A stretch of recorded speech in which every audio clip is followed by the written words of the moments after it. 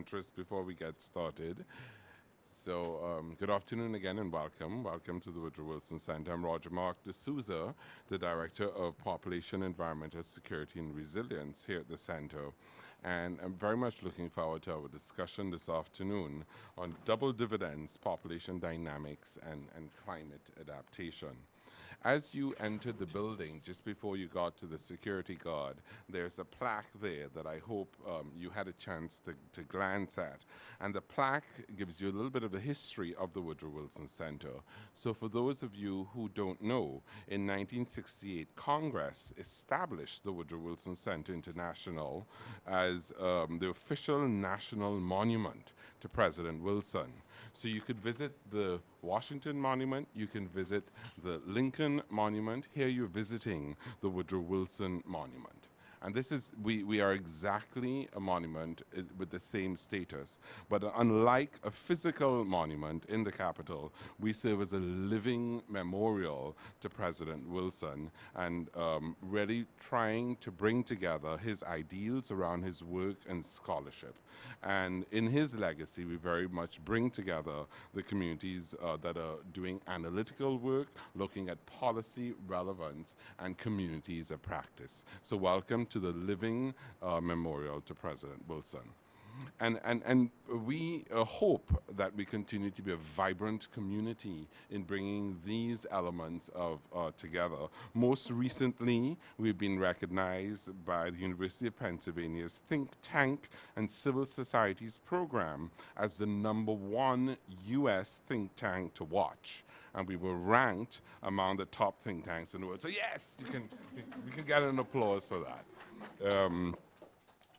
We are also together here today as part of our HELPS project, which stands for Health, Environment, Livelihoods, Population, and Security. And this is a 5-year effort that is generously supported by USAID's Office of Population and Reproductive Health.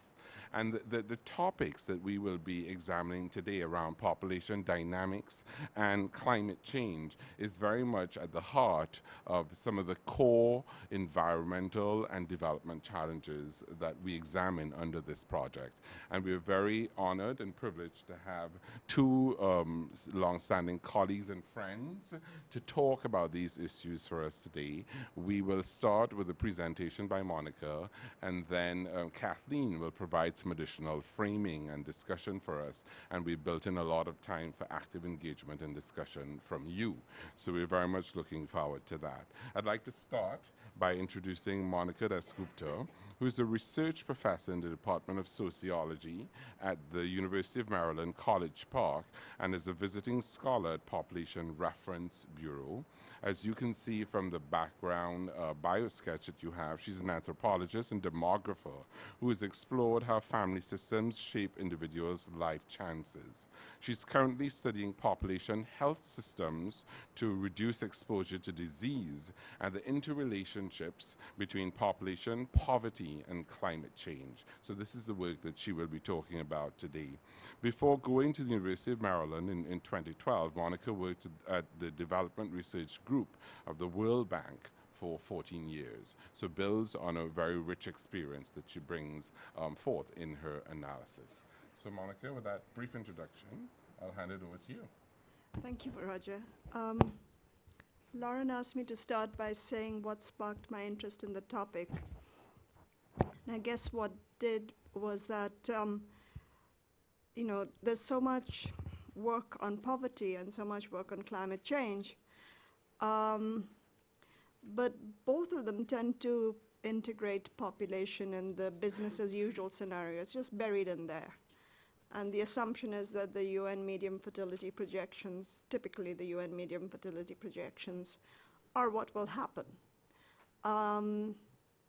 But as we all know, population size is far from immutable and can make a huge difference to outcomes. So as a demographer, that's what sparked my interest in this.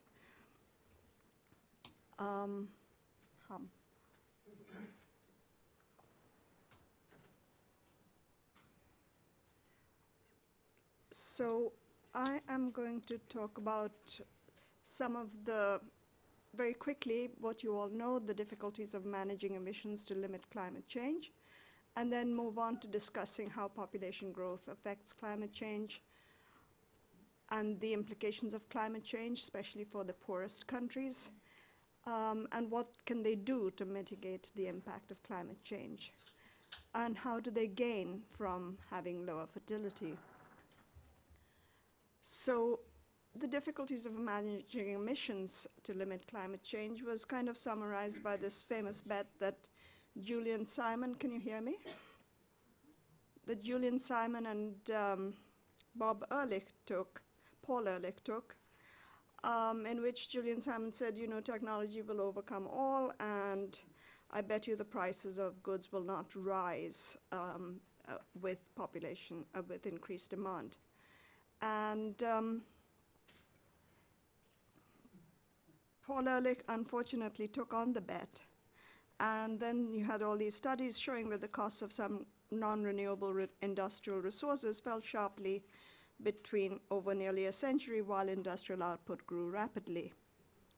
The thing is that Kenneth Arrow had already spelt out the lack of logic in this argument starting with an obscure note to Congress in 1969, in which he just made a distinction between resources that are more fully priced, like how much copper do you use in your wiring, in which there are clear incentives to conserve use, and that's why the prices of those goods did not rise, and Paul Ehrlich lost his bet.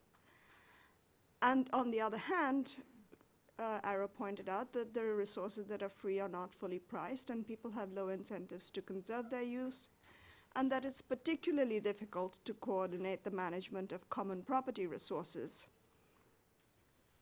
And basically, what Turner has done is he shows that despite much international negotiation, the original projections of the Club of Rome Limits to Growth report, written back in 1970, largely held over time, plus or minus. So where does population growth come into this? Very obviously, climate change is affected not just by the emissions per person, but the number of people. And in developed countries, the projected per capita emission is projected to level off, still at very much higher rates per capita than in developing countries, but nevertheless to level off. Whereas in developing countries, it's projected to rise very sharply, both because of economic growth as well as population growth.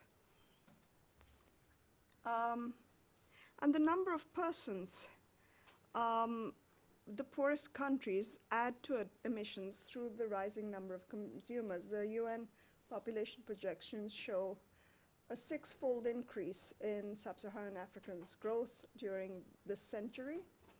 That's their famous medium fertility projections. And for least developed countries, a little bit less, but still very high.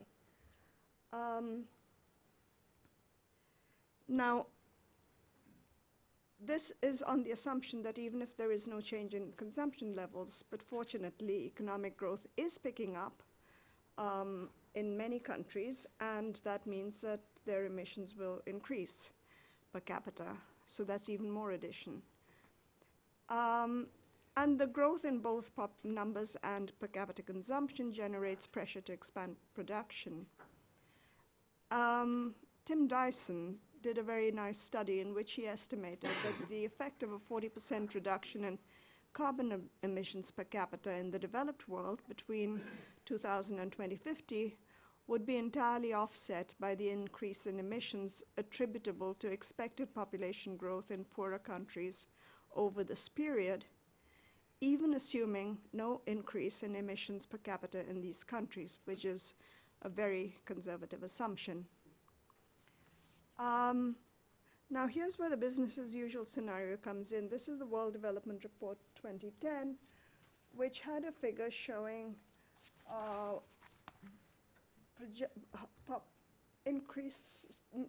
necessary increases in agricultural productivity between 2005 and 2025, and they just had this green figure, green line, which is the business as usual scenario. But the person who did the modeling for them was very generous, and he broke it down into how much is attributable to rise in per capita consumption and how much to population growth. Now, clearly, we aren't supposed to take, um, you know, extremely literally the results of modeling exercises of this kind, but it does mean that a good chunk of it is due to population growth and not rise in per capita consumption.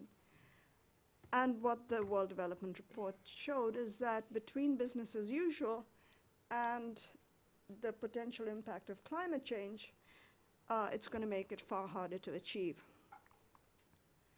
Now, even if you're successful in raising agricultural production, whether or not you're successful in raising it sustainably is another question. And I assume you're all very familiar with this, that fertilizer runoff contributes to dead zones in the oceans. And this is his map from a few years ago, Diaz and Rosenberg's, and the more recent one shows around the developing world as well.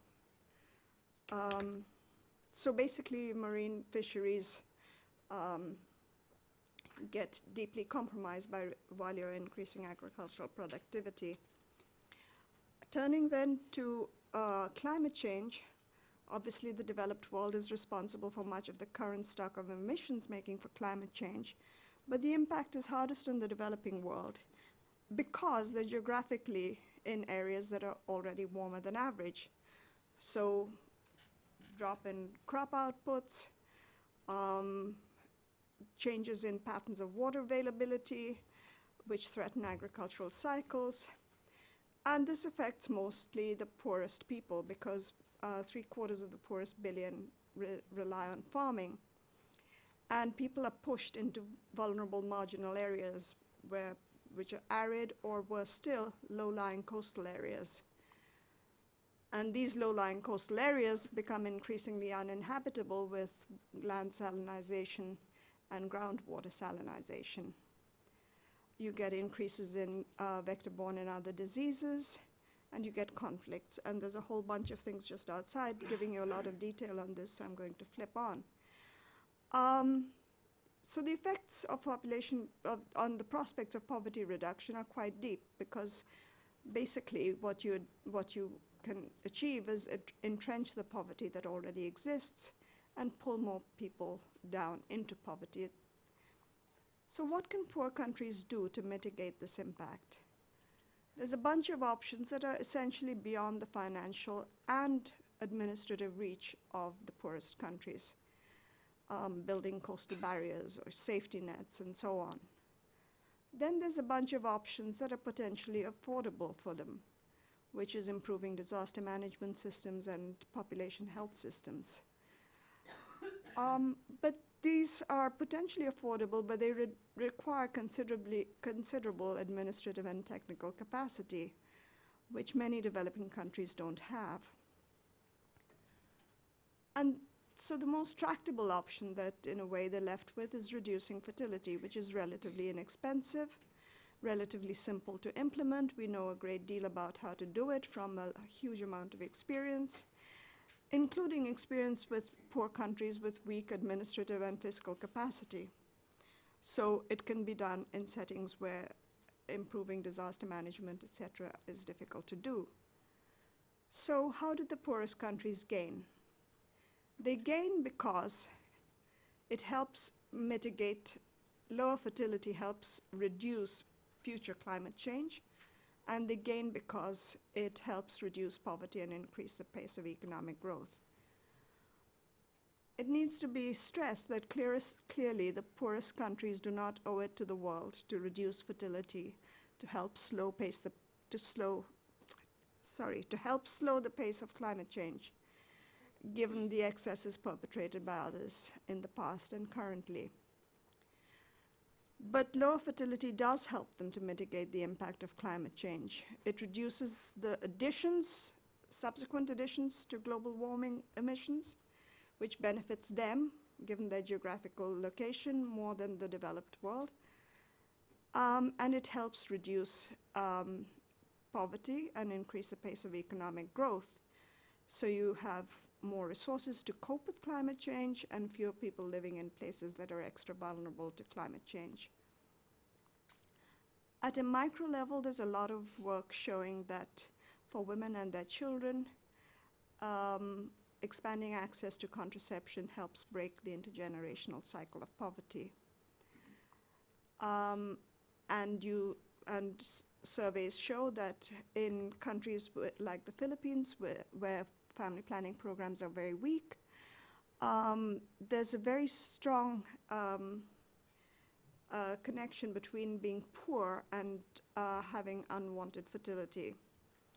Whereas in countries like Indonesia, it's a much flatter line. It doesn't, whether you're poor or rich, you don't deal with unwanted fertility. Then there's the whole demographic dividend argument, which basically says you have this window of opportunity where you have low dependency ratios, and if you maximize investments during this window, you can permanently lock in higher income levels.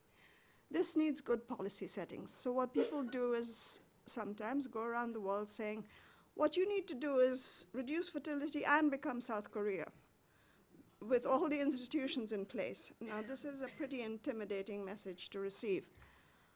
Otherwise, it's a complete waste. And you have a wasted opportunity for a demographic dividend. And what's often overlooked is that fertility decline alone yields a substantial dividend for poor and high fertility countries. Just looking at jobs, the projections by the World Bank to maintain 2005 levels of employment, which are already not great, in 2020, just to maintain that, you need an additional 1 million jobs a month to be generated in South Asia.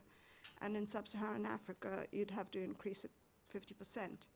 Additional 1 million jobs a month in South Asia, well, it's fortunate that because of India's family planning program, they're actually going to have a drop in the projected change in the youth population between 2015 and 2030. That is a major demographic dividend just by itself, without becoming South Korea, which is not going to happen soon. And you have the largest numbers entering the labor force in the least developed countries. And look always at the contrast between other developing and least developed. And a modest fertility decline adds up. I'm sure you're all familiar with this, but basically the UN projections show that if you have maintained 1 child less on average through the projection period, you end up in 2100 with half the population in sub-Saharan Africa as you would otherwise. So to conclude, basically it's difficult to manage emissions to limit climate change. The impact is harshest on the poorest countries, and those have a lot of incentives to reduce fertility because it's the most tractable policy option available to them for mitigating the impact of climate change and poverty reduction. Thank you.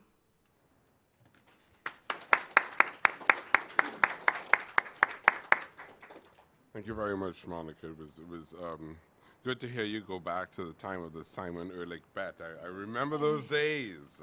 We were all looking to see what would be the outcome, and so the general framing and the limits to growth, and then sort of reminding us of how population growth and consumption fits in, and then tying that to impacts around food, water, natural disasters, health, and conflict, and really looking at what this means in terms of poverty and vulnerability and opportunities to take action, and really looking at what are some of the affordable options for poor countries, and recognizing that fertility has an important role. Looking at reducing fertility has an important role to play in this context, particularly focusing on effective voluntary family planning programs. So 2 statements that you made that really stood out to me, which you came back to at the end, and I was glad to see that you got to this point, because you were speaking and I was thinking of questions around justice justice and rights and what it meant for the framing of these issues. But for you to note that poorest countries do not owe it to the world to reduce their fertility. And your second point overall around the demographic dividend and looking at reducing fertility, and yet these countries being put in a position where they being told you could become a South Korea, and how daunting and challenging that is and what it means to jobs and livelihoods. So a very good framing of a number of issues, which I think raises some very interesting questions that I hope we will get into in our discussion. So thank you very much. So now we're going to move on to our second speaker, Kathleen Mogulgard, who is the principal of CAM Consulting LLC, specializing in research analysis and policy advocacy around questions that link human and environmental well-being. She's also a policy advisor for Oxfam America and facilitates the Climate and Development Working Group, which is a coalition of environmental development and faith-based organizations. Kathleen previously worked as the senior advisor at Population Action International on questions around climate change, adaptation, and population, and was also formerly the assistant director of government relations at the National Audubon Society. So Kathleen is going to build a little bit on what Monica has spoken about and look a little bit more closely at some of the issues around climate change adaptation also. So Kathleen? Great. Thank you very much, Roger Mark, and thank you, Monica. I am really happy to be here at the Wilson Center today to engage in this discussion. A lot of us have been working on these kinds of linkages for several years, and I really value the work that the Wilson Center does to provide a forum for us to come together and talk about these different sectoral issues together. There aren't a lot of places where we can do that, and I really appreciate the work that the Wilson Center does to bring us together for those purposes. And I'm going to try to keep my remarks fairly short this afternoon so that we can have good opportunity for discussion of the really rich information that Monica has just shared with us. My head is still spinning a little bit on thinking about all of the areas that she walked us through in terms of the demographic dividend and in terms of agricultural productivity and population growth and climate change. And what I would like to do for the next 15 minutes or so is walk us through some of the areas that I see for integrating these topics, particularly the topics of population growth, reproductive health and family planning, and adaptation to climate change. There are more areas that we can probably get into when we think about integration of the various topics that were in Monica's presentation, and I hope we'll have time to get into that in the discussion.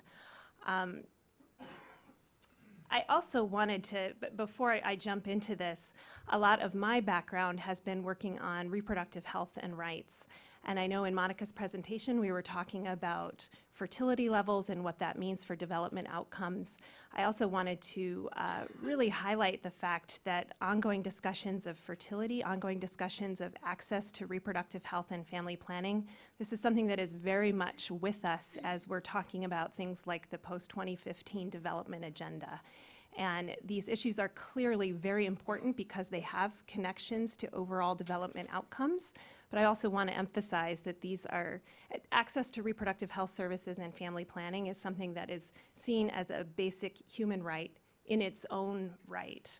And we do know that there are over 200 million women around the world who have what's called an unmet need for family planning, meaning they do not have access to the information and services that will enable them to freely decide the number, timing, and spacing of their children.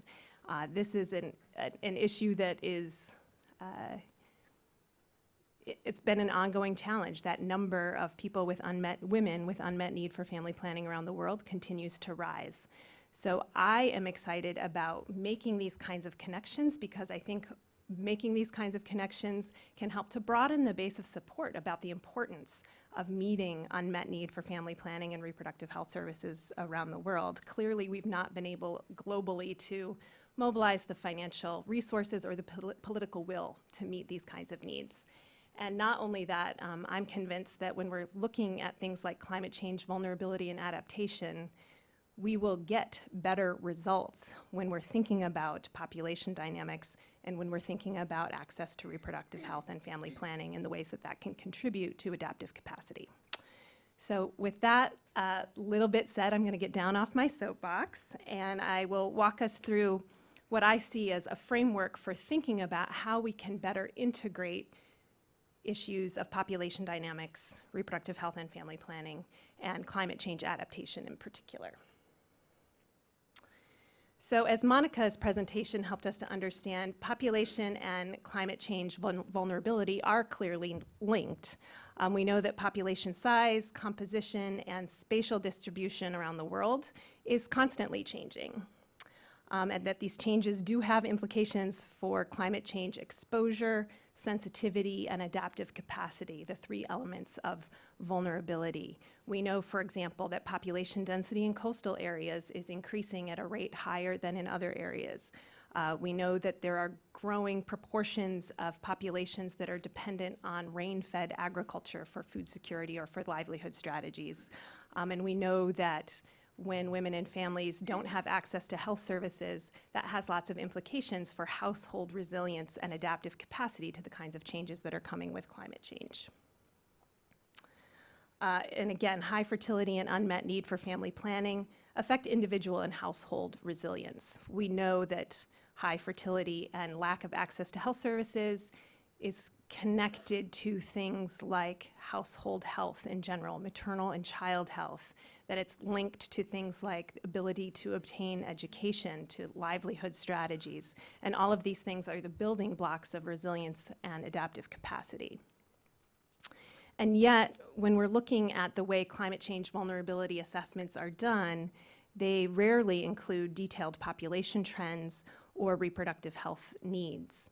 And certainly in the vulnerability assessment tools that I've seen, there's not a lot of room for consideration of scenarios of how population might change in the future. And we do know that things like fertility and population growth can be responsive to policy and programmatic interventions. And yet we don't see a lot of that different kind of scenario discussion happening within vulnerability assessment for future climate change impacts. So if we did want to better connect these things, how and where could we do that? There are 4 areas in my mind that are ripe for integration of population dynamics, reproductive health, and climate change adaptation. One is adaptation planning frameworks. Another is in tools and training. A third is in program design. And then there are always opportunities for further strengthening of the evidence base. And I want to walk through each of these very quickly, and then I hope that will set us up for a good discussion. So when we're thinking about adaptation planning frameworks, I know a number of you are probably familiar with this study that was carried out by Population Action International in 2009, in which they examined NAPAs, the National Adaptation Programs of Action. These were adaptation plans that were developed by least developed countries to identify their most urgent and immediate adaptation needs. The vast majority of NAPAs identified rapid population growth as something that exacerbates vulnerability to climate change impacts in their countries. A handful of the NAPAs recognize that family planning and reproductive health services could be part of an adaptation strategy. Only a couple of these NAPAs identified interventions in family planning and reproductive health as a priority for their adaptation projects in country, and unfortunately none of those projects were funded. Now, NAPAs are behind us now. We have, the least developed countries have completed their NAPAs, and they're now moving on to NAPs, National Adaptation Plans. Sounds kind of similar, but the difference between NAPAs and NAPs is that NAPs are meant to assess medium and long-term vulnerability to climate change and strategies for adaptation. Support for NAPs is coming through an agreement in the International Climate Change Negotiations, the UN Framework Convention on Climate Change, and the process is slowly unfolding. It's been a little bit difficult for me to understand how this process is unfolding, and if we have anyone in the room today who has been deeply involved in the NAP process, I would love to hear more from you.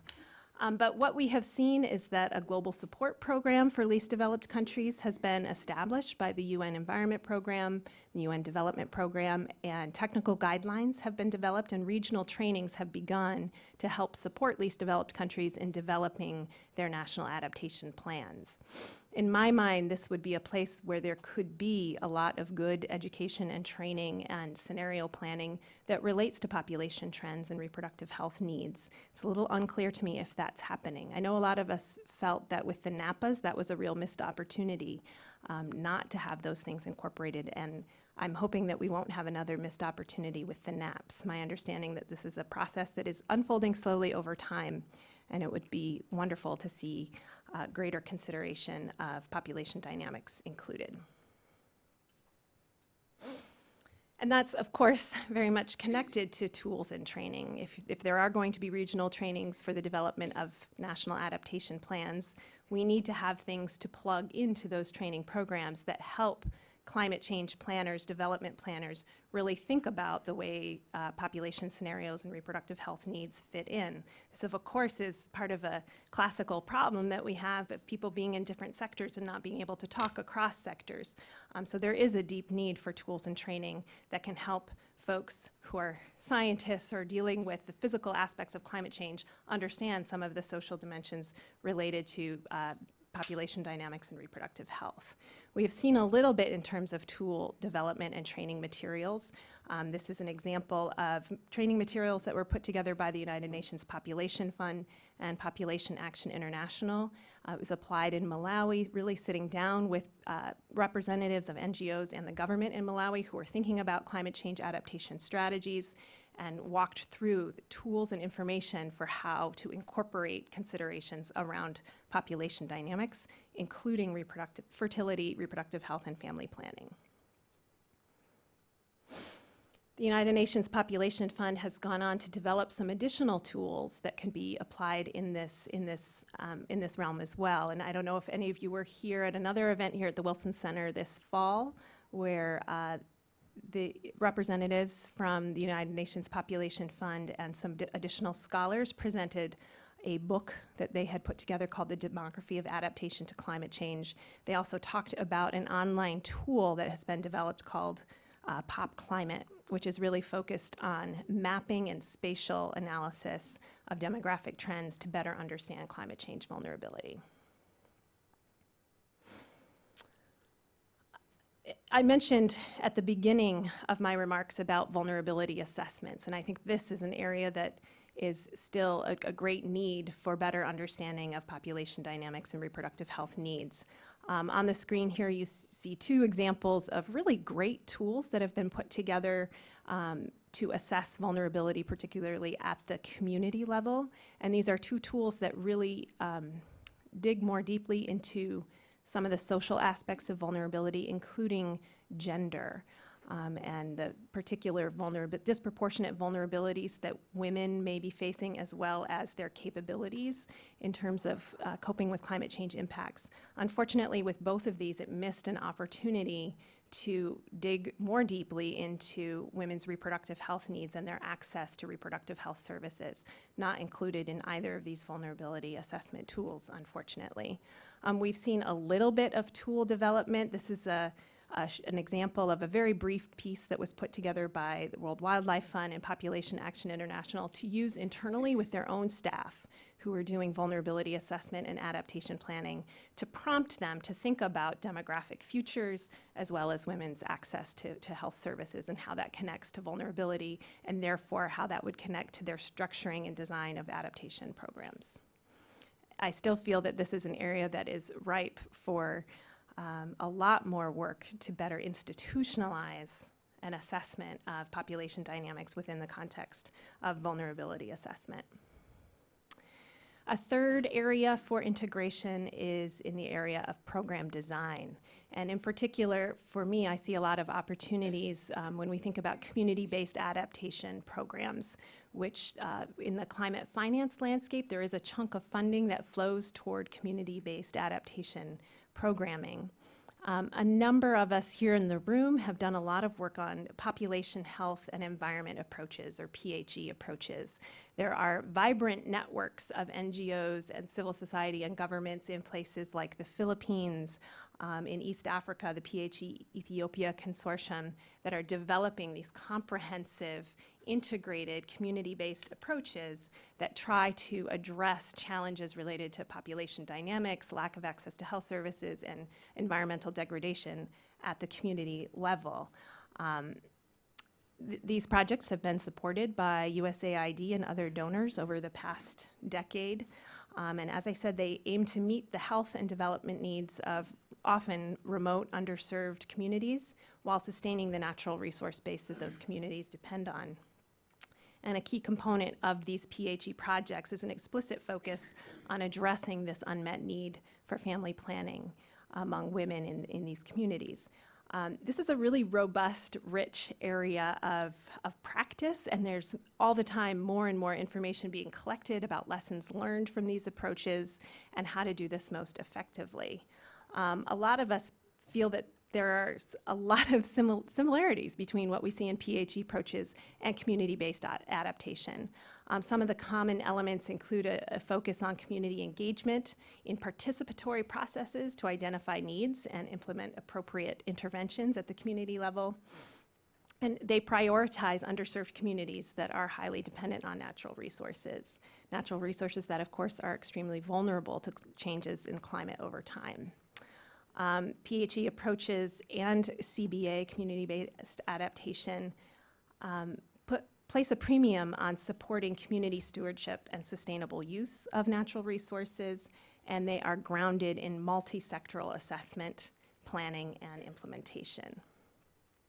So with all of these common elements between PHE and community-based adaptation, that does represent an opportunity to think about how to transfer those lessons from PHE into community-based adaptation. I would love if in the discussion period here we could talk a little bit more about how that's being done. I was really excited just last month when there was a presentation here at the Wilson Center and also up on Capitol Hill about an exciting project that's happening in Malawi called the Lake Chilwa Basin Climate Change Adaptation Program, which is implemented by an organization called LEAD. It was designed initially as a community-based adaptation project. Midway through the project, they realized they were missing something. Women weren't participating in the project. They sat down, they talked to women's groups, and the women themselves identified that a lack of access to health services, and particularly a lack of access to family planning, was something that was getting in their way of being able to participate in the adaptation project, and something that was contributing to vulnerability at the community level. So this project, from what I understand, this LEAD project in Lake Chilwa, is really doing what they can to draw lessons from PHE experience to strengthen the community-based adaptation work that they're doing in the lake basin there. So very exciting to see that.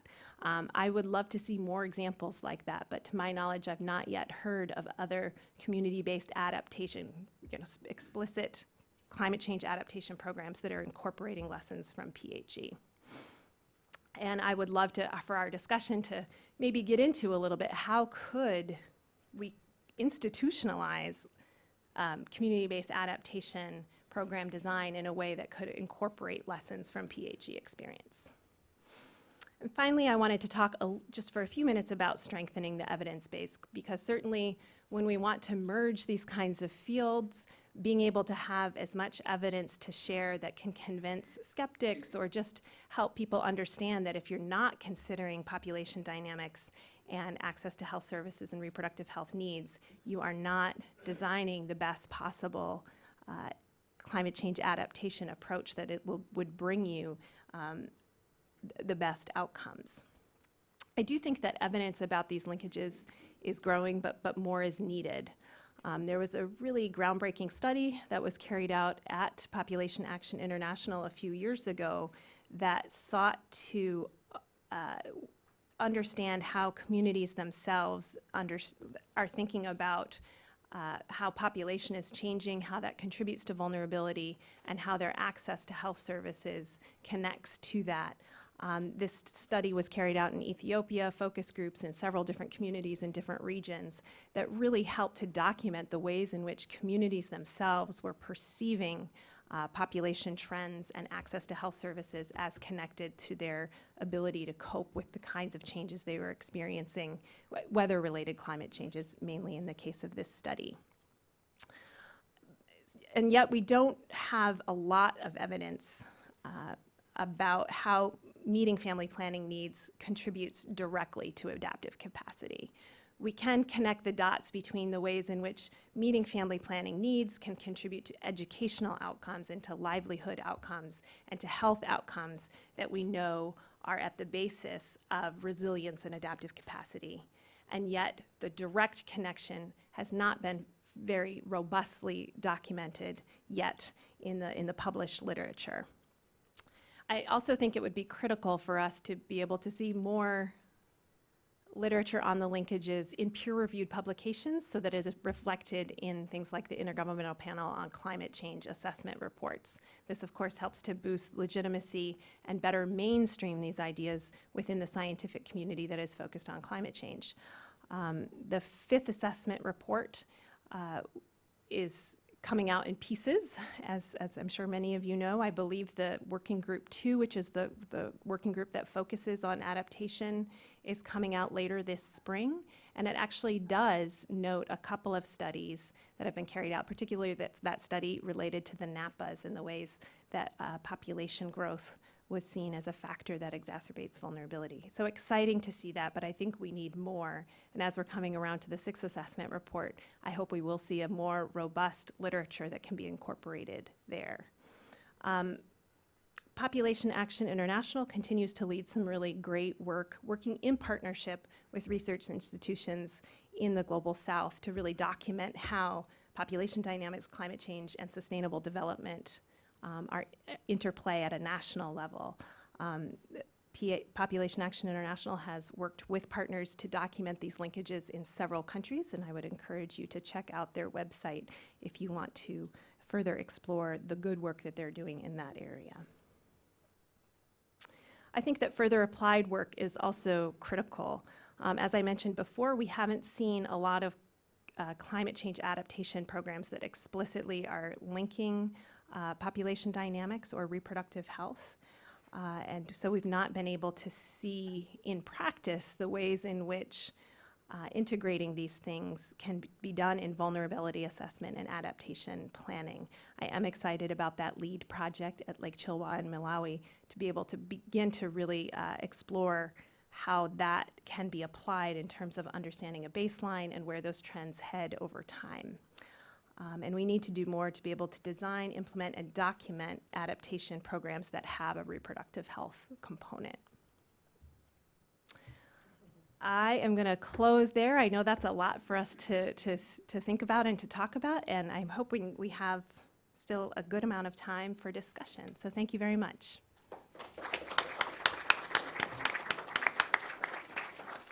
Thank you very much, Kathleen. I very much liked your framing around unmet need for family planning, human rights, and political will, and then your discussion then sort of recognizing that population trends are really incorporated into scenario planning when it does exist, and then looking at these four critical areas around adaptation frameworks, tools and training, program design, and evidence base. There are a couple things that you did that I really liked, that really resonated with me. Number one, I enjoyed having the concrete country examples. So you talked about Malawi, you talked about Ethiopia, we had some images from Bangladesh, many of us are aware of the Philippines. So these are countries where we know these efforts are happening. And the second point that really stood out for me is you talked about this at different scales. So you talked at the individual level, the household level, the community level, and looking at the PHE programs. So thank you very much. That was very good. I had one question, and you and I have had discussions on this in the past, and it's a question of definitions. You know, some of us in the room come to these questions really more from the population reproductive health health side of things. And you had one line in your slides where you talk about the implications to climate exposure, sensitivity, and adaptive capacity. And I know the folks don't always, some of us know them well, but not everyone appreciates the difference in those terms. Could you talk a little bit? I know that's a tall order, but sort of just a quick sense of how these terms are different and what it means? Sure. Thank you. You know, when you for that ask a question, someone says, sure. I was like, I'm going to kill you afterwards, Roger Mark. Well, I can talk a little bit about it, and I would love to hear others' perspectives on this as well. Definitions of climate change vulnerability are made up of these three elements: exposure, sensitivity, and adaptive capacity. I know that that's a little bit controversial in some circles, and perhaps we could talk about why that is, but to be able to fully understand how and why a particular population is vulnerable to the impacts of climate change, in my mind, it is pretty critical to understand those three elements. And I know you and I have talked about this before, and when we've done training on this, you could see a photo of the shoreline in Massachusetts relative to the shoreline in Kiribati. And even though they may be experiencing the same kinds of climate changes in terms of storm surge or other extreme weather events, their level of exposure to those impacts are different simply from the infrastructure that's available to them. Their sensitivity to those impacts may be different depending on the kinds of livelihood strategies that they employ, and their adaptive capacity to confront those kinds of climate changes is also very different, depending on the level of resources that they have available to them. If they have cars and can drive away from the storm surge, or if they have tight social networks that will help elderly or the very young cope with those kinds of impacts. So vulnerability is a really complex question, and it is, in my mind, important to understand those three levels: exposure, sensitivity, and adaptive capacity. And there may be other elements that are also important that aren't captured there, but in my mind, those are the three key areas. Thank you. So Monica, reflecting a little bit on Kathleen's presentation, there are a couple things that she mentioned that make me think again of your comment that developing countries don't owe it to the world to reduce their fertility for climate change purposes. And Kathleen talked a little bit about the post-2015 development agenda and also raised the questions around political will. And I wondered, Monica, from your perspective, what are some of the ways that we could think about getting policymakers to recognize the importance of these linkages? How could we frame this issue for them so that we can find ways to increase political will? Any thoughts? A small question. Political will for? To take action, to incorporate questions around population dynamics and climate change, taking action on climate change, recognizing that there are benefits that can be had. Are there different ways to do this? Use the microphone.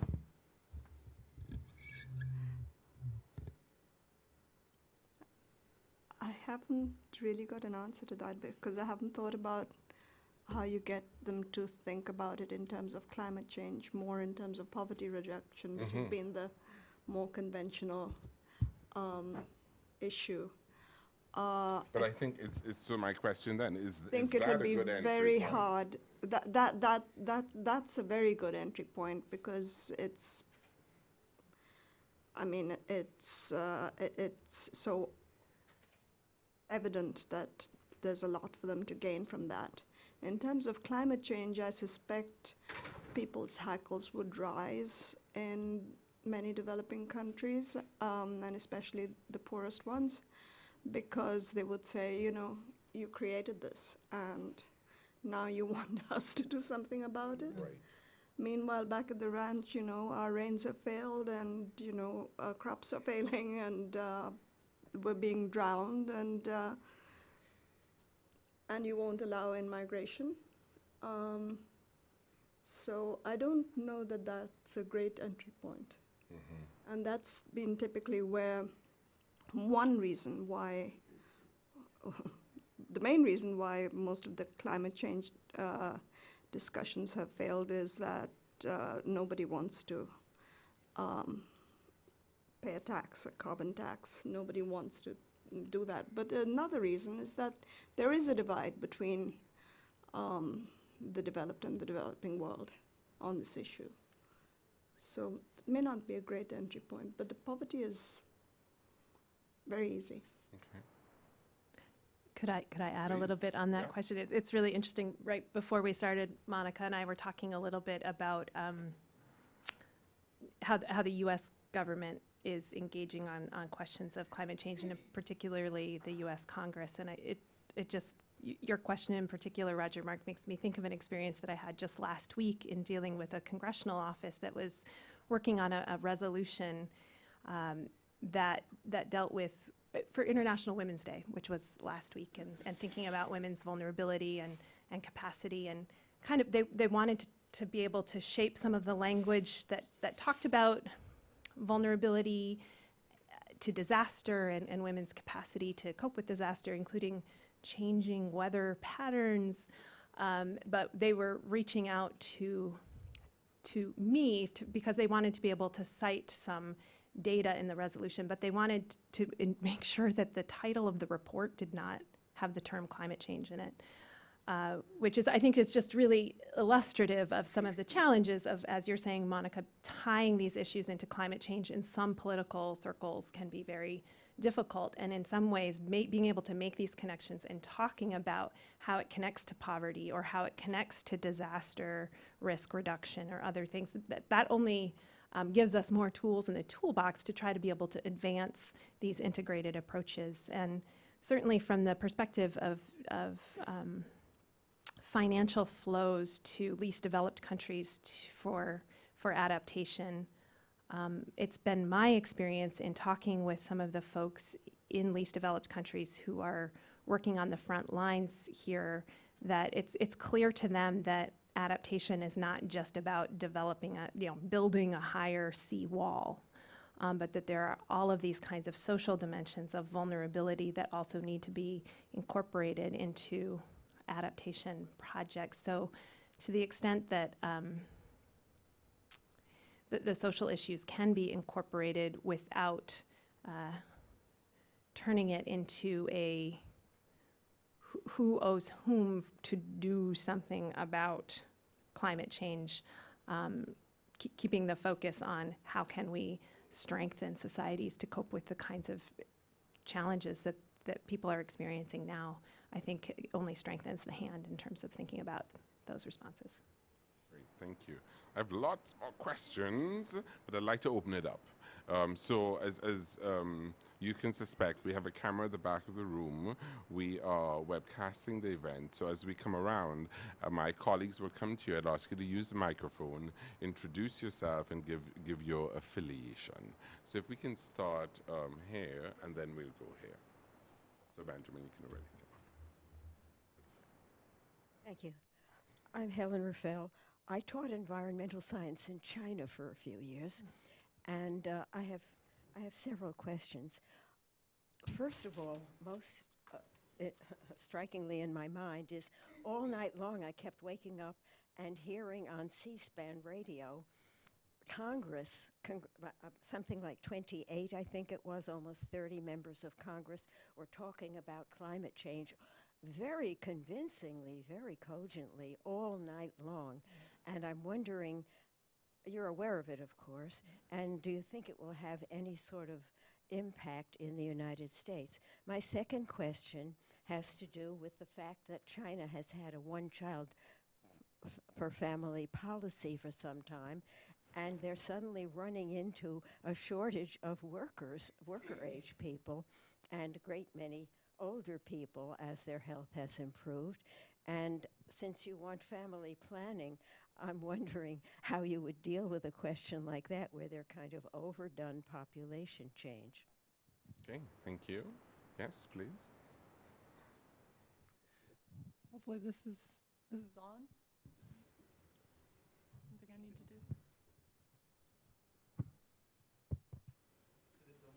Thank you. And thank you, Roger, for putting this together. Very, very important. I'm Rachel Jonathan from the George Washington University, and I have a question, hopefully, that both of you will be able to address. We know historically that a major sort of institutional barrier to achieving population goals in terms of family planning has been various religious organizations and very strongly held internal religious beliefs. So I'm really interested in your view as to how the landscape on that is or is not changing, how that's affecting the issues. And secondly, can you identify any other major sort of large-scale institutional barriers like what religions have imposed in past that really are part of the policy issue we all need to be addressing? Okay, great, thank you. So let's tackle those questions. Those all-night sessions in Congress around climate, will it result in any impact? China, one-child policy, shortage of workers and an aging population. What are your thoughts on that? Institutional barriers in terms of religious beliefs. What are the developments? And any other large-scale institutional barriers? Kathleen, would you like to start? Sure. Thank you for raising the issue of the Up All Night event that took place overnight. Exciting to see that. I do think it was 28 senators who made this commitment to continue to, essentially a filibuster, even though it's not really a filibuster because there's no piece of legislation. Scientifically valid. I'm hopeful that, I mean, it is discouraging to see the extent to which climate change has become such a partisan issue in Congress. Of those 28 senators, there were no Republicans who were speaking in favor of action on climate change, to my knowledge. So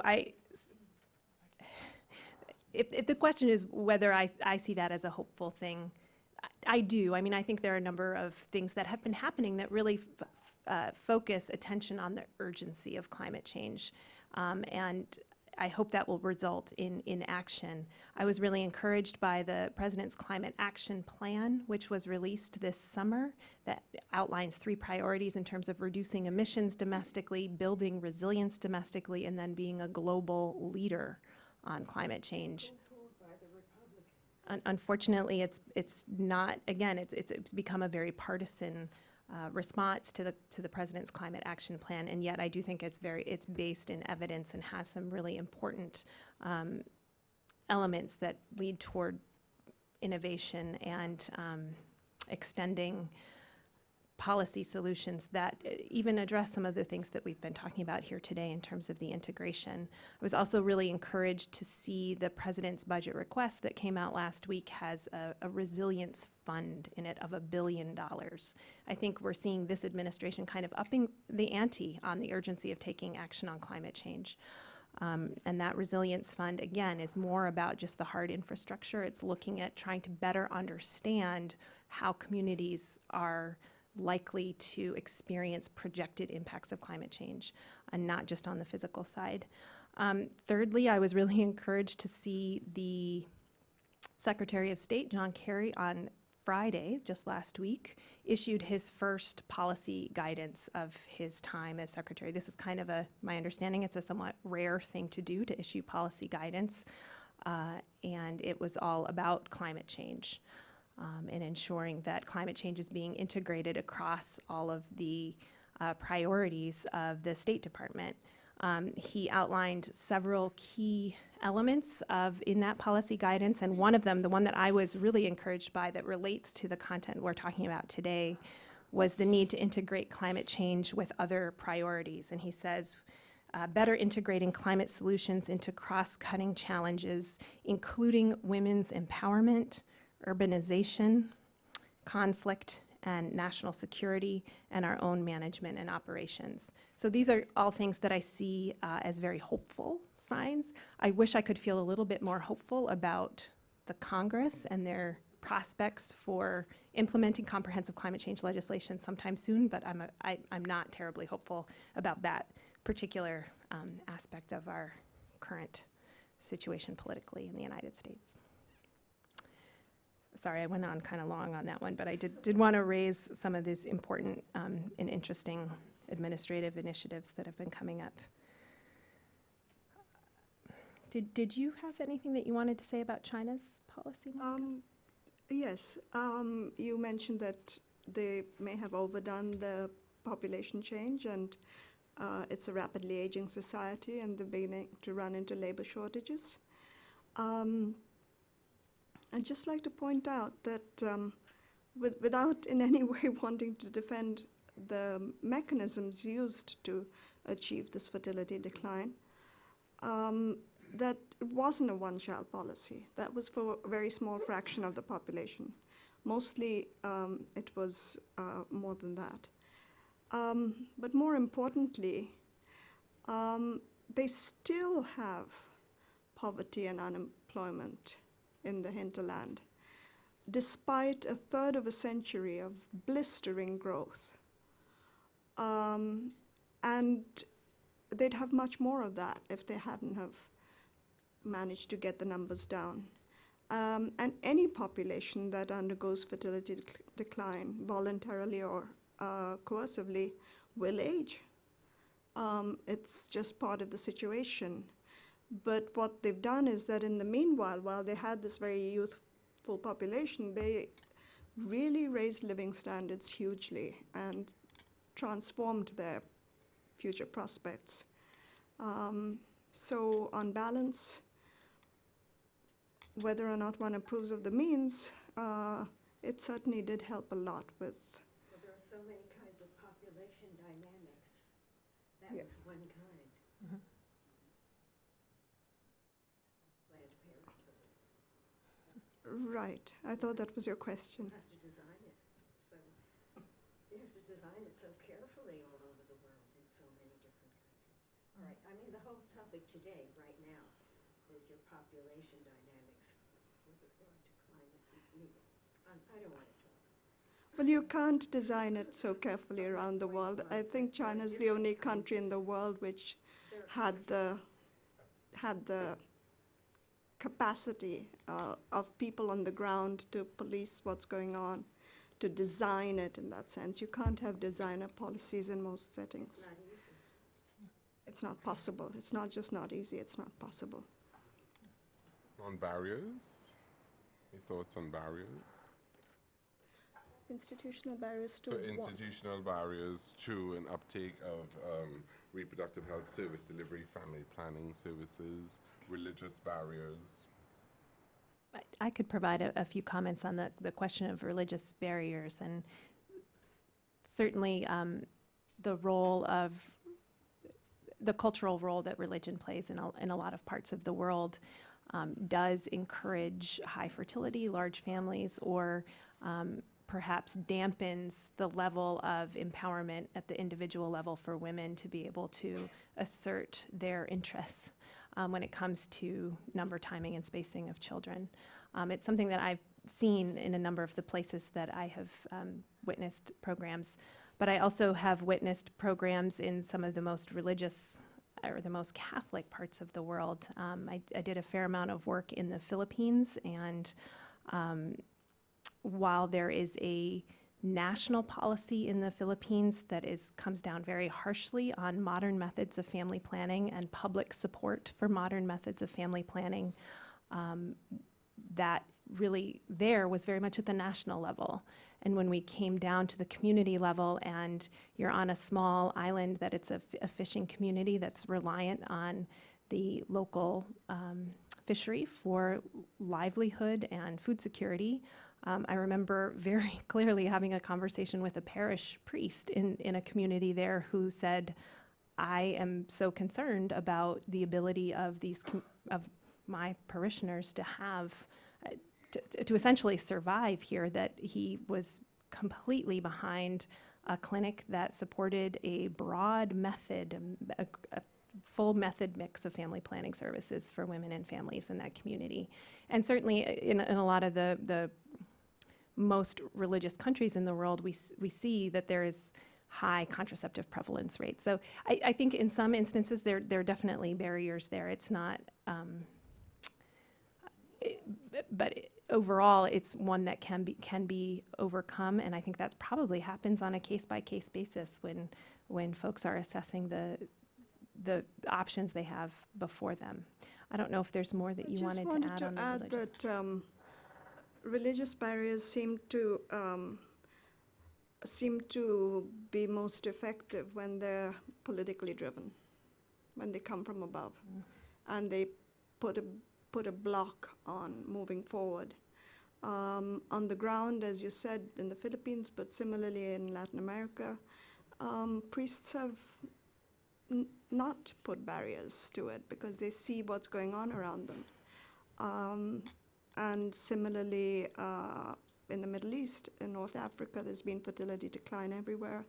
There was a blistering fertility decline even in Iran, despite it being essentially a theocracy, because they decided they weren't going to use their clout to impose that particular barrier.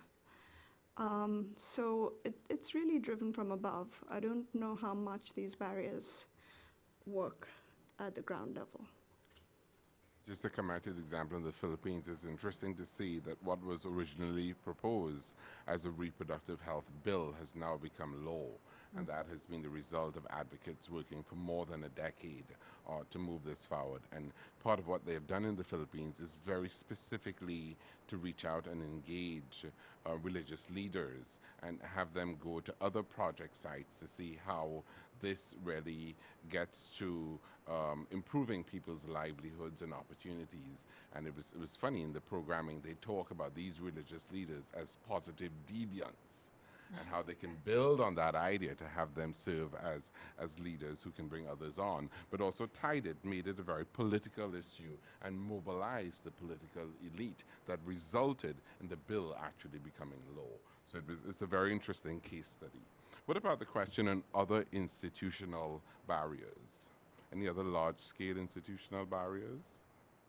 One thing that comes to mind for me is that, earlier I talked about the over 200 million women around the world who have an unmet need for family planning.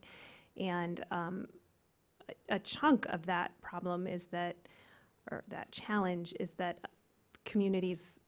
a lot of communities where there's high unmet need for family planning, they're remote and underserved. And often in sectoral health programs, you see that the biggest bang for the buck comes when you set up your health services in areas that are more densely populated. So extending health services to the last mile is something that's a challenge for sure. And it's one thing that excites me about the population health and environment approach, is that it enables partnerships that perhaps better reach remote underserved communities.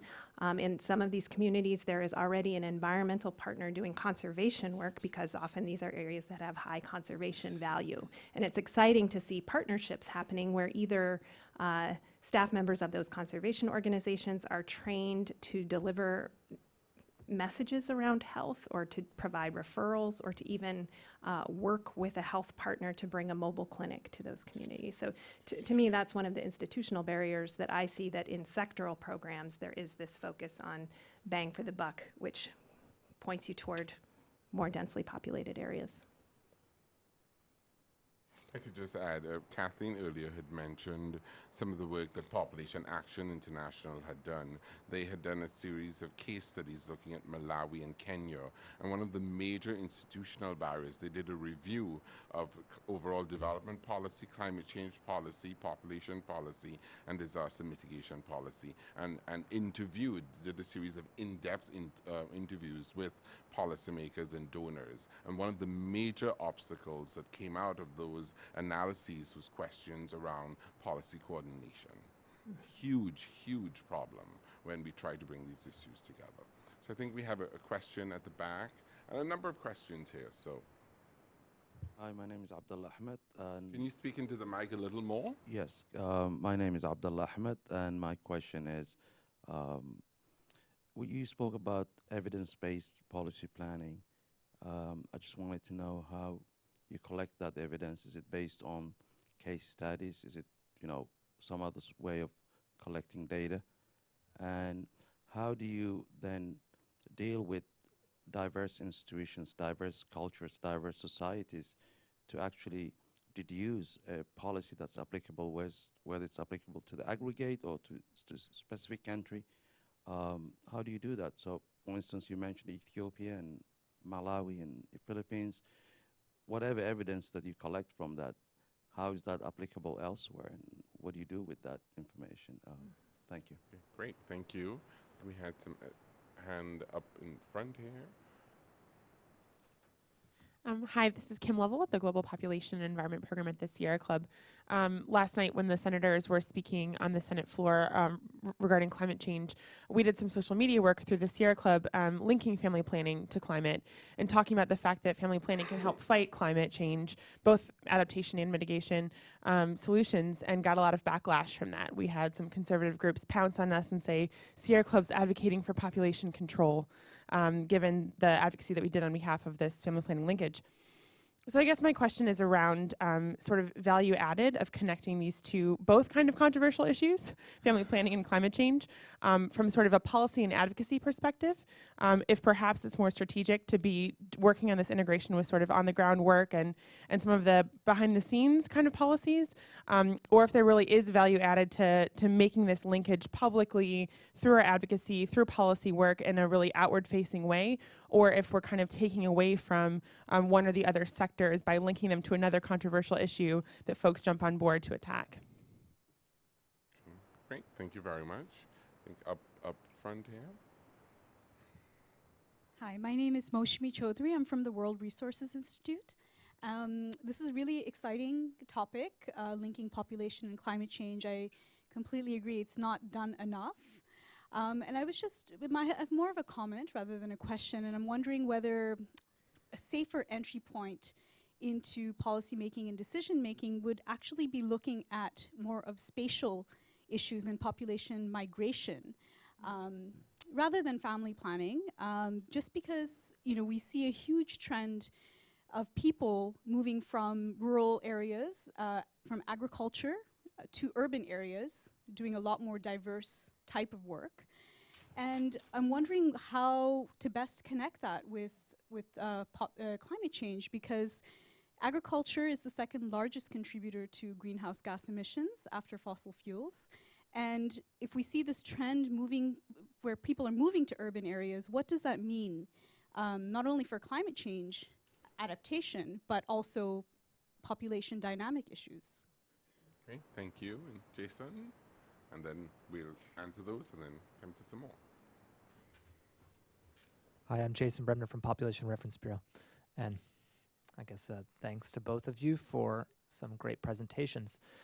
I just want to talk about, this isn't a question, but some work that we've been hosting, which is a population and climate compatible development expert working group over the last 7 months or so. And it's a diverse group of climate, population, family planning experts coming together to talk specifically about policy opportunities for making these connections. And I think some of the things that were mentioned on, that you mentioned, Kim, and that were mentioned earlier on, you know, where are the entry points for making these connections? We've really been discussing that, and I wish I could be here and say, that, yeah, we have consensus statement and a report, so stay tuned. That might be I hope, the next event. But a little preview is that a lot of the things that you're talking about in terms of congressional action or the UNFCCC process, which is the UN Convention on Climate Change, and the NAPAs, which are kind of big picture, lots of people see are entering into, you know, what goes into those frameworks, and whether or not it's a controversial issue certainly plays into that. The feasibility on making this connection there, we've kind of assessed as low. And it's, you know, I think the opportunities really come down to where do you have committed policymakers, Ethiopia, where they get the connections both on climate and population, and you have a committed bilateral donor who's thinking about resilience and is also committed to family planning. And there, you know, you can hash out work that makes sense with committed governments, and you don't have to get into the controversies of, you know, UN negotiations. And so I think that's a little preview that that I think really should point us towards where we need to go. And then the other is, as you mentioned, organizations, where organizations can unilaterally decide what they're going to do. And there are organizations like CARE that are already looking at adaptation. And guess what? Yes, they work on family planning too. And within those organizations, while it's hard to get those two connected, there's a real possibility to do that. And so that's my comment or contribution. Thanks. Great. Thank you, Jason. I'm not going to let you off the hook so quickly, though. Thanks for the preview. But as part of that preview, could you explain a little bit what you mean by climate-compatible development? Yes, and I guess what we chose to do with this expert working group was to get beyond the debate about mitigation or adaptation, because where family planning sits in that can be controversial, as you mentioned. Is it their responsibility to think about family planning in the context of their emissions when they really haven't been responsible for the bulk of climate impacts? We said, let's leave that baggage behind and try to, climate compatible development is a term, it's not my term, but it's relatively recently coined term, which kind of captures that there isn't necessarily a divide between mitigation and adaptation policies and actions. There are things that you can do that do both, that are good for greening an economy and making it lower emissions, and as well as being more adaptable to impacts of climate change. And so bringing together an expert working group is not easy when you're coming from different fields, and trying to limit is it mitigation or adaptation we're talking about. We say it's both. That's where we feel like family planning is a climate compatible development strategy. Trying the common ground. So, Kathleen and Monica, some questions about evidence. How do we collect? And how do you apply or think about policy implementation or application across different contexts? What might be applicable in one country might not be exactly applicable in the same way in another country. How do you manage and think about that? Very interesting question. What's the value added of linking these issues in a public space? Should we be open-facing in that way? Should we be quiet and focus on the community-based work where there could be results at that scale? What are the opportunity costs? And what is the value added of taking this out publicly? And what about spatial issues, migration? Is that a safer entry point? How does that fit in? Thoughts? Well, would you please? On the evidence-based, it's a tricky question because what evidence? And I've sat around in too many meetings in which basically you have your gold standard of a randomized control trial. And that really is not an intelligent way of developing an evidence base, because you can do that. You can find that improving water supply doesn't necessarily reduce diarrheal disease, because there's a million different other things that need to be done: the quality of the water, the monitoring, et cetera, et cetera, et cetera. But then you do a meta-analysis and you say, all our studies show that there's no link. Well, then maybe you should do a randomized controlled trial and poop in somebody's water tank and not in somebody else's water tank and see what happens. The experience of East Asia, starting with Japan, they were very evidence-based. They sent people around the world to see what worked where. And then they came back and thought about it and started trial balloons, pilots, and then if that worked, they built on it. South Korea picked up on that, China picked up on that. That is a form of evidence-based policy making that makes a lot of sense. But you get shot down if you do qualitative evidence-based policy making, and perhaps with good reason sometimes. And if you do quantitative, then you basically tie yourself up in knots. And it's really fortunate for the East Asians that they didn't nobody had invented randomized controlled trials outside the medical profession when they were developing. Couple of just one more point. Yes, the question of controversial issues, linking population control and climate change. Each of these is a controversial issue. I think a distinction needs to be made in a way between whether it's controversial on the Hill or it's controversial in the rest of the world. These are two different things. And when we say, let's leave that baggage behind, it's very true. You have to leave that baggage behind. The complaint of developing countries that we're having to suffer this fallout. You have to leave it behind because that's history, that's the way it is, and you have to move on. But at the same time, if it's so hard to leave behind the baggage of, we mustn't use the P word, the population word. And I've actually sat in a meeting in the United Nations Family Planning Population Fund in which somebody said, you just used the P word. And I just said, well, why are we sitting here? If that baggage is so hard to leave behind, then the other baggage in which you're actually suffering a lot of very negative consequences is a little more understandably difficult to leave behind, though I agree it absolutely does need to be left behind, and people do need to move on. Those are some really interesting observations.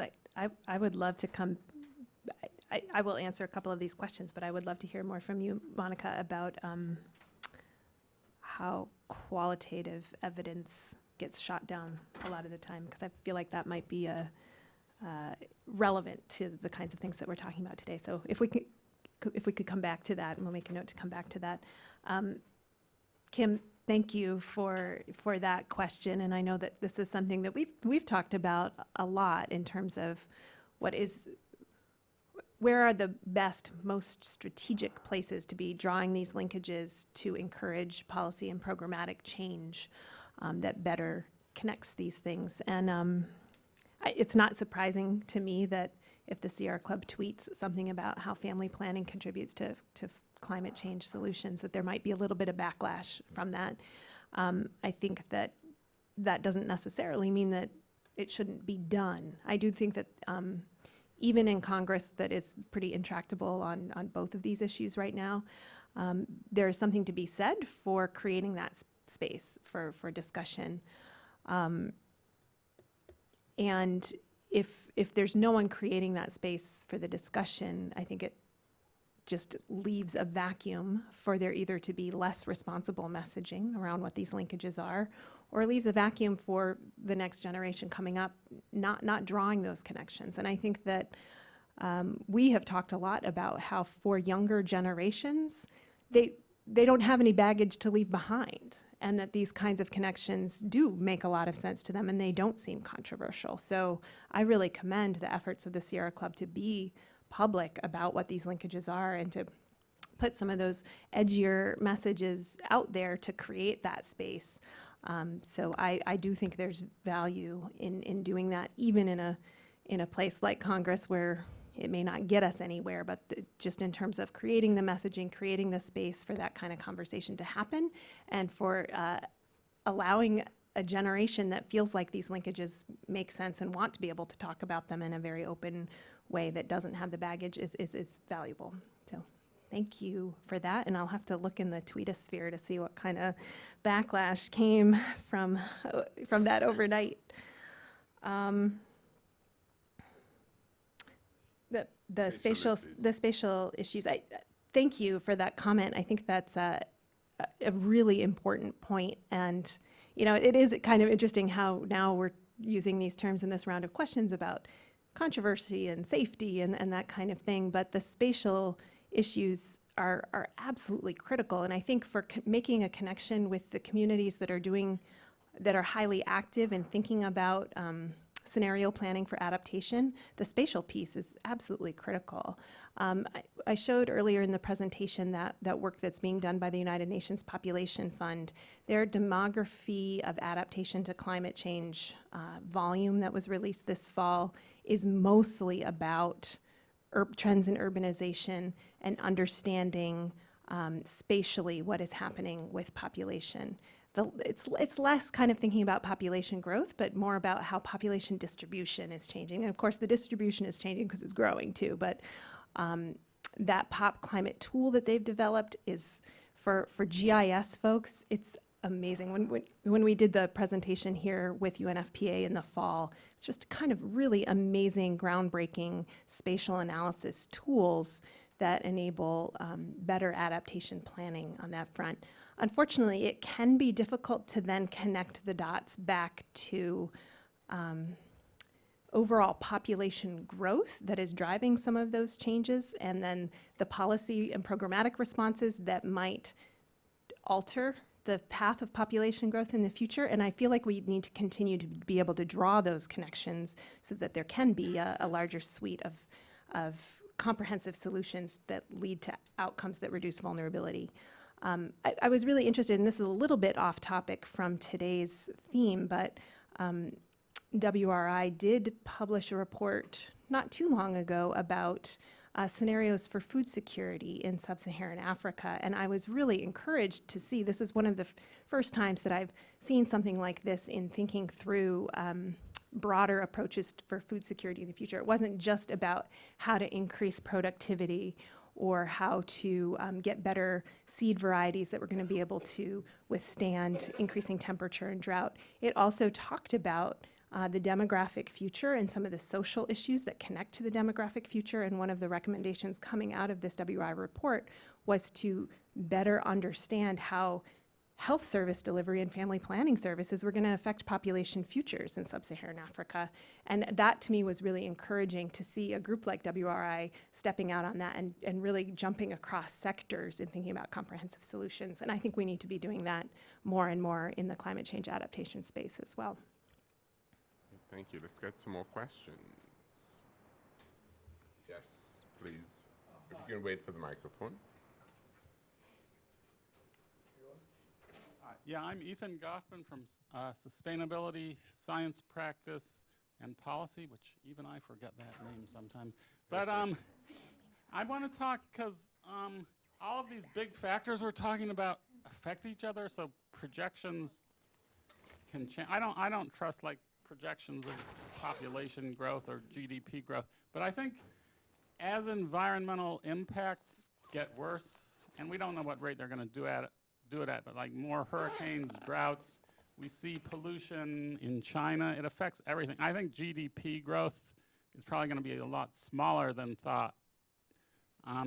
But I'm wondering how that might affect family planning and population, whether you'll now have a tool to say, wow, look at all these horrible disasters, how can we stop them? Or whether it might fragment communities and make international efforts harder. Any other questions? So, Kathleen and Monica, I also wanted to ask you a little bit about prospects of financing. So this is sort of an important component that's out there. There are a lot of climate development funds that are emerging. The landscape is very complicated. Countries are trying to figure out how to access these funds. At the same time, there are also efforts such as Family Planning 2020 that are getting towards meeting the unmet need for family planning that you talked about a little bit, Kathleen. Do either of you see opportunities on the funding horizon to try and bring these issues together? Is that possible? Do you see any windows there? So, Jason, you had another question? Jason's going to respond to that. Let's have you talk, and then we'll pull in Jason. Thank you. Well, Ethan, I appreciate the point that you made very much about,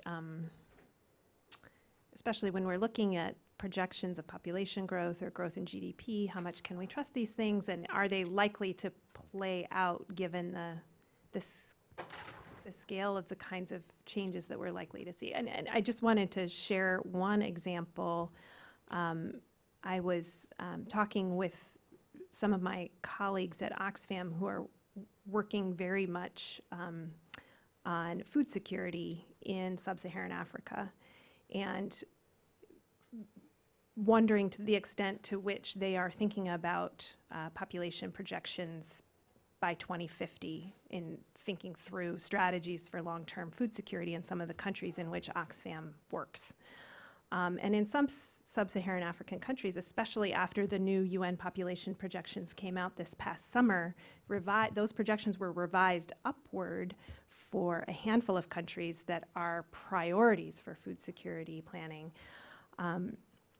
And for some of those countries, population between now and 2050 is actually projected to triple.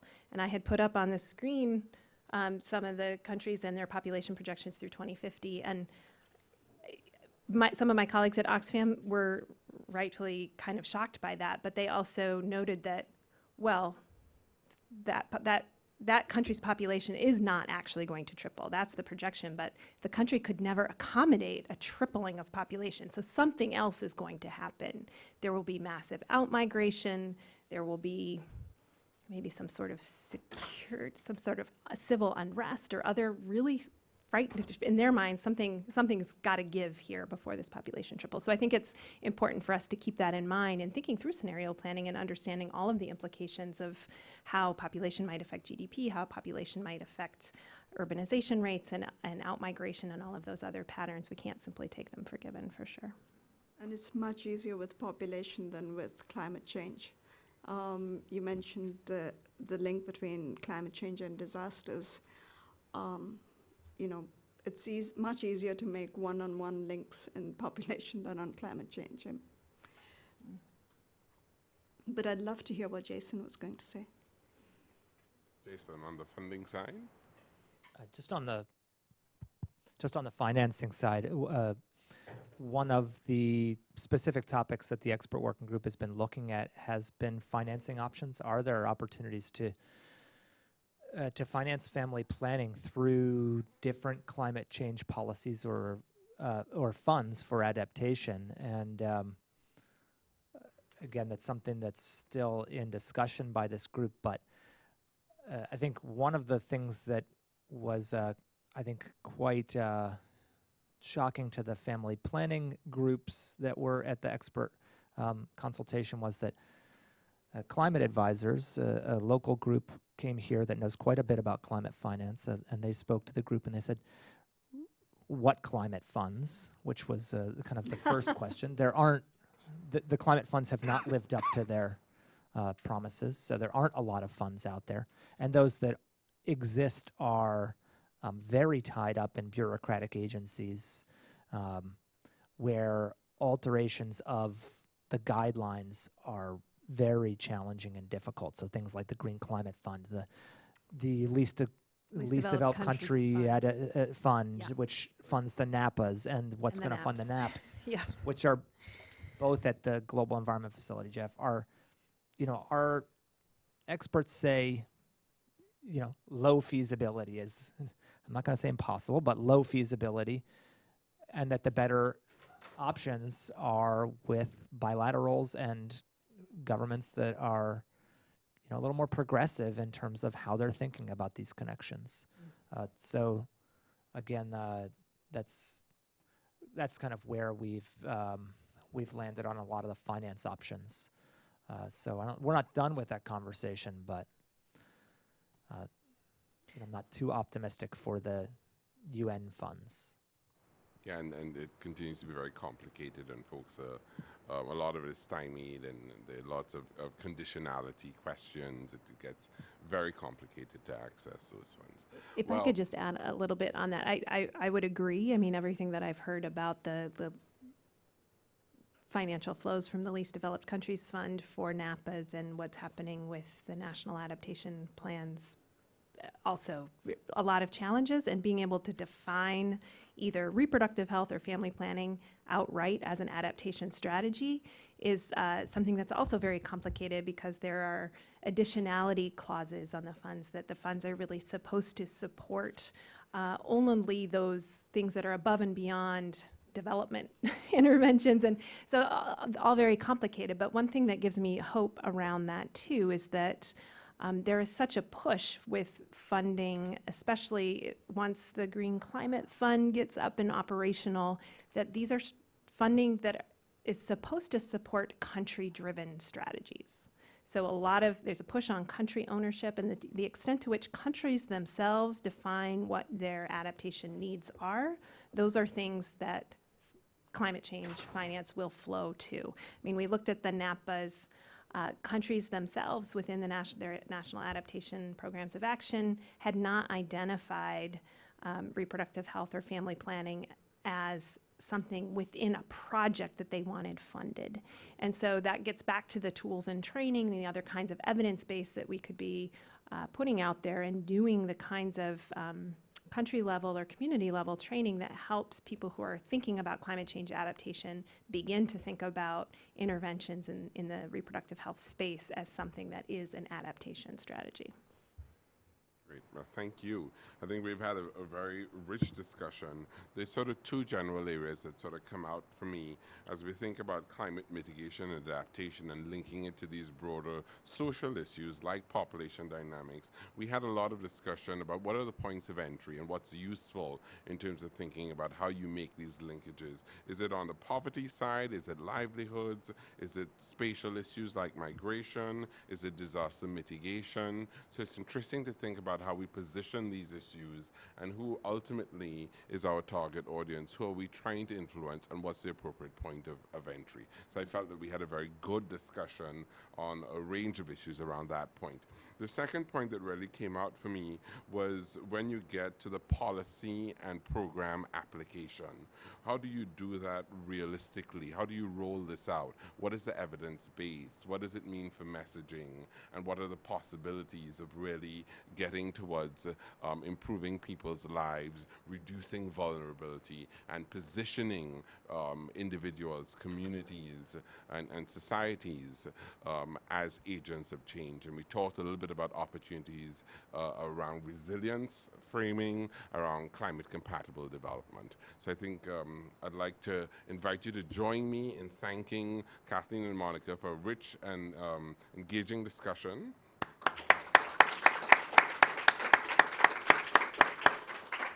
And I'll just ask you to continue to come to our events here and have a visit to our website at wilsoncenter.org and our blog, newsecuritybeat.org. And hang around for a few more minutes if you have the time to chat further on a one-on-one basis. Thanks very much and have a good afternoon.